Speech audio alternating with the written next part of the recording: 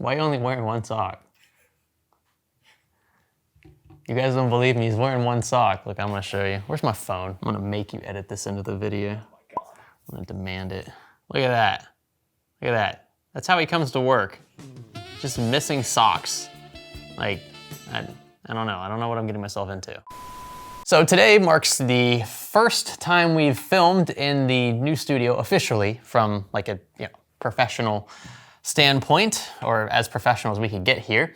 I have a pretty cool product to show you today. I don't usually make videos around just individual components anymore because honestly, they just don't get the kinds of clicks that they used to. However, I wanted to make an exception for this one because it's quite different, not this one. So this is a normal RTX 4070 Ti Super. Yes, the name is pretty ridiculous. This one was sent from ASUS and we're actually gonna be using it in an upcoming build. The shroud looks pretty large, triple fan design. It's quite beefy, you need a large case for it. Oh, but oh, my friends, it gets much beefier than that. So even further over here, awkwardly reaching outside of the camera's field of view is this RTX 4070 Ti Super from Colorful. This is the iGame Loong version, which I believe stands for Dragon. Is it Year of the Dragon? Is that what it says? Something like that? Okay. And it's probably not easy to obtain in the US, but it's beautiful. And I want to show you what it looks like right after this. Stay with me. If you're sick of seeing that same Activate Windows watermark over and over, head on over to VIP SCD Key, where they have Windows 10 and 11 Pro OEM keys at a fraction of the price of retail. Just use a secure payment method like PayPal, enter your product key into your PC settings window, and say bye-bye to the watermark. And be sure to use our offer code SKGS for that sweet discount. Oh there, hold on, I'm getting ahead of myself. Let's just look at the box for a second here. The attention to detail, the design, the artwork on the front of this thing, this belongs on a shelf, never to be touched again. It is that nice. It's got this nice like gold engraving of a dragon. And again, I think this says like Year of the Dragon or Dragon Edition, something like that. Of course, it being written in Chinese means that it's probably gonna be pushed toward Chinese markets, but if you could get your hands on one here in the States or somewhere else that's not Chinese speaking, I think it's still a really cool product to have, not only because of the box, but because of what is offered on the inside. Now you're probably wondering why the box is so thick. I mean, if there's just a card in here, what's the big deal? It's because you get this package on top and it's filled with its own unique goodies. This is basically the first time I've gone through this as well, so bear with me. I guess this is a part of a screen? It looks like it is because you've got little contact points there. This is definitely a screen, and I think this is the base, and you can see it just snaps in. It's magnetic. You can mount it like that if you want. Maybe you can mount this one to it too if you wanted to swap them out. I'm not entirely sure. We'll figure that out later. But yeah, you just get these extra bits that you don't usually get in your average graphics card. Of course, you get the really annoying 12-volt high power splitter, 2 8-pins. It just comes with the territory nowadays of higher end Ada Lovelace graphics cards. This I'm assuming is to get that screen working properly. Then you get some other gear that will either help you install said components or help keep your graphics card from sagging. This looks like one large anti-sag kit, and you're definitely gonna need that for a large graphics card because they like to sag. So just screw this in, and then this I think drops in from above. We tighten it down to whatever height we need. I mean, it's kind of primitive, but at least it has like a built-in theme. And just when you thought that was all, no, we haven't gotten to the actual card yet. You get this other box. Now this also has a really cool like theme baked into it. And, ooh, this is cool. It's a mouse pad, and it's huge. Yo, are you getting that, Raymond? Get a top-down shot over here from over the shoulders. This looks so cool. And it's almost the perfect size too. Get your mouse over here, keyboard here. Yeah, this is really nice. And here is the card itself. Wow. Oh, there's more stuff in here. Okay, we'll get to the card in a second. I'm very sorry. So there's a gold coin in here. I mean, you just get all sorts of goodies with this. And then what these envelopes? It's like Chinese style envelopes. I don't know if that's what they use normally, but this is really cool. Like just a bunch of accessories that you probably don't care much about in the grand scheme of things, but that you get with this card. It's not going to be cheap, but it's a nice experience. I mean, this is way more than you typically get in a graphics card box, at least here in the States. So then finally, here she is, the colorful iGame RTX 4070 Ti Super Long Edition. This is a super long name as well, but a super, super beautiful card. This is the sexiest graphics card I think I've ever held. I love everything about this. So the gold accents look so good on this white shroud, get a white backplate. I mean, even stuff that just doesn't matter. Like, look at this. You even get these white little covers for your display outs. I mean, you're not even gonna need these, but they bothered making them white because it just fit the theme. That, my friends, is attention to detail. Oh, and look at this. That's a sweet, sweet peel. You can see these gold contact points. This is gonna be where you can adapt those screens. I'm assuming, I haven't looked at the manual because who reads manuals nowadays, but this, I think, you can just pop in right there. Or if you are mounting it vertically, kind of like we already have it, you can stand it upright. Or maybe you can use this smaller one. This one fits the contours of the card a bit better, and I like it. It's a little more subdued. Maybe there's, looks like there's just text, maybe the brand of the card, or the model of the card, I should say. But either way, I think it's really cool that you get the option to swap these screens out. And if you want a standalone screen off to the side, you actually get this little USB powered one. And then you can still have this sitting on your desk like so. Again, I'm assuming this screen in particular does a bit more than just show a logo, because there's so many different contact points here. So I imagine it would probably show you things like temperature and stuff. We're gonna find out in this video. But first, let's take care of some more sweet, sweet peel.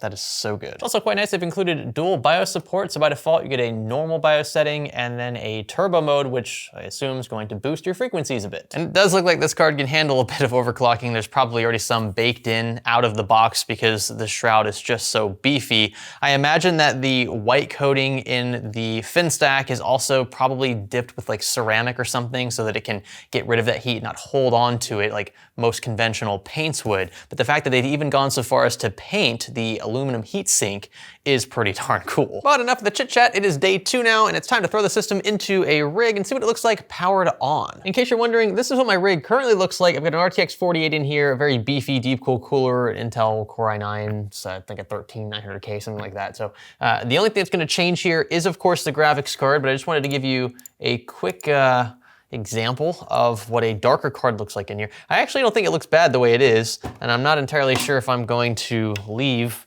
the colorful card in here, but I've got this wire view as well, which I think makes it look a little more clean. This is from Thermal Grizzly, and you've probably seen us run a pre-roll or two about this product. Hey buddy, you wanna see a really cool graphics card? Yeah. Okay, come over here, look at this one. It's really cool. It's all, wow, you can't see anything on camera right now. Hold on, let me darken it for everybody. Okay, and yeah, check it out. Do you like it? Yeah. It's pretty cool, huh? I know. Do you think Mama's gonna like that card? Yeah. Because it's like white and gold. I know. Those are her favorite colors. Cheese. And of course you can see the Gigabyte card I was running in here. This 4080 is just massive. It's like a 3.5 slot card, just super beefy, super weighty, and it's crazy how large cards are getting nowadays. Now by comparison, you can see the 4070 Ti Super here on the left is slightly thinner, more like a 3 slot card versus a 3.5. However, from the length perspective, they are pretty much the same, which means you're gonna need a pretty large case to make sure that this fits correctly. In she goes then, being careful not to hit anything. This is a fairly sensitive card, seeing as though it's white. If you scratch it, it'll probably get rid of the white and you'll just see black scuff marks everywhere, which tends to be the case with other white hardware as well. So keep that in mind. Let's see here, we can connect this like so. There we go. And wow, this card actually doesn't even have much sag. Just it's not secured to the case like at all. Like, but it's not sagging. That's actually pretty impressive. I think they slightly bend the backplate up a bit so that over to this side where it would normally hang down, it's being compensated by the bend to keep it more upright. That's pretty cool. Wow, yeah, even totally fastened down. It doesn't have any stand. In fact, I have this little low profile Lee & Lee, I know you can't see it back there, but it's a little anti-sag bracket attached to the motherboard. That's actually not even doing anything for the card because it was adjusted for the thicker 4080 originally in the system, and it's still almost perfectly horizontal. I find it kind of ironic actually that they included an anti-sag stand in the box, because from the looks of it, it doesn't actually need it. Let's fire this thing up for the first time and see how she fares. Okay, so nice like little RGB LED strip across the top of the logo. And again, this is something that you can easily swap out. So you see if I just pull it away, it's obviously not gonna get power, but you have these nice contact points here that don't require any manual wiring. So when you wanna swap this thing in, it just sits, it's supposed to sit like, no, there it goes, like that. And it immediately gets power again. I unfortunately cannot directly attach this screen to the card upright because the wire V gets a bit in the way, but you can see here, this little default, like, oh, whoops, I touched it so it's not making proper contact. There it goes. But this little default video here is what you'll see when you just power your system on for the first time and before any software kicks in. So this is without any software. Apparently you can configure this a bit. You can have it show different temperatures and things like I said earlier, which is quite nice. It's something that most cards don't do. I suppose you can also use the included dock via USB to attach the screen to your system, and there you go, there's your default video once more, only this time you can actually see it separately from your card. If for whatever reason you wanted like an extra little screen, you can configure this however you'd like. Now while the graphics drivers are updating, I do want to mention that this is obviously not the only RTX 4070 Ti Super on the market. RTX 4070 Ti Super, say that 10 times real fast. In fact, I always get it confused. Is it RTX 4070 Super Ti or Ti Super? And why does it have to be one way or the other? What's the reasoning behind that? The naming conventions are getting absolutely insane, and it's driving me insane, NVIDIA. So thanks for that. This is obviously just a pizzazz, kind of like a show-off type of card, and you're gonna pay a premium for it. There are closer to MSRP options on the market, of course. We'll have those linked below as well. But this one just comes with a story. You know, you might be asking, well, Greg, if I'm buying a graphics card that's already costing, several $100s, why should I care if it comes with a mouse pad or not, or some Chinese envelopes, or a gold coin? Like, yeah, sure, it has like a fancy little screen, but like, is this really justifying the markup over that manufacturer's suggested retail price? If you ask me, probably not for a majority of you, but I still think it looks really cool and is definitely worth considering if you have a few extra bucks laying around. Now as for performance, I'm going to defer to the benchmarking superstars, namely Gamers Nexus and Hardware Unboxed, when it comes to the differences between a 4070 Ti Super and an RTX 4080, for example. You'll find that there aren't many. Depending on the title, you'll see anywhere between like a 10 and 15% drop in frame rates across the board, especially as you begin taxing the graphics card more in higher resolutions and with higher in-game presets. That said, examples like our iGame Dragon Edition might edge a bit closer to a 4080 just thanks to their out-of-the-box boost frequencies. Many of these chips should also be slightly better bin for additional overclocking headroom and slightly lower temperatures, all other things considered. It's just too high a price bump in my opinion for that roughly 10% performance bump in the 4080. You get the same encoding benefits with the 4070 Ti Super, you still get excellent cooling, you still get decent efficiency. Again, all things considered, it just looks like the more appealing option if you're already in the market to spend that much money on a graphics card and you're pretty much dead set on NVIDIA. Otherwise, get something like a Radeon 7900 XT or XTX. So then, how do you think this one fares? I'm gonna do my best to find a relevant link for this product that will allow you to actually buy one. I'm not sure if these are gonna be, again, readily obtainable for the 50% or so of my viewers watching from the United States, but it is just a gorgeous card. And again, one that I felt like deserved its own video because it is so different from most other cards on the market. This reminds me of like those old Galax cards. Now Galax still exists, they still make their own cards, but they've gotten a bit too gaudy, I think, in recent years. This is more subdued, more tame, but still very elegant and very unique. I think Colorful did a very good job designing this graphics card. And in case you're wondering, this also ran extremely quiet in my testing, even while running loops like Furmark. So then what do you think? Worth it or nah? Then again, after doing just a few minutes of research into this card's pricing and availability, which I wasn't given when this card was shipped by Colorful, it looks like this thing's gonna cost over 1,000 USD, at least when you convert currencies. And that puts it square into RTX 4080 territory, which means my argument pretty much goes out the window.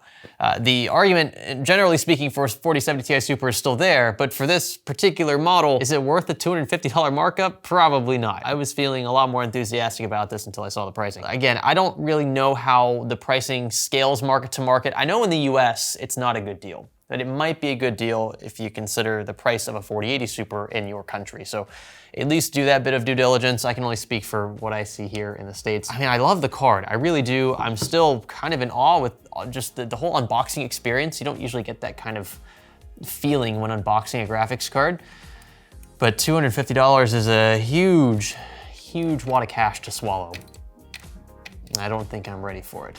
Let me know what you guys think in the comment section below. I'm gonna leave this one open-ended, but I think you know where I'm headed. But I still think it's awesome that Colorful made something this beautiful, and I only wish that they could make it just a little more obtainable price-wise. Check out the channels that I showed you guys earlier. Some clips from Gamers Nexus and Hardware Unboxing have their channels linked below as well. I'm sure most of you already know who they are. And stay tuned for the next one. Probably another fix or flop video on the way. I'll have to check the schedule. Consider subscribing, leaving a comment, liking the video, and I will catch you in the next one. My name is Greg. Thanks for learning with me.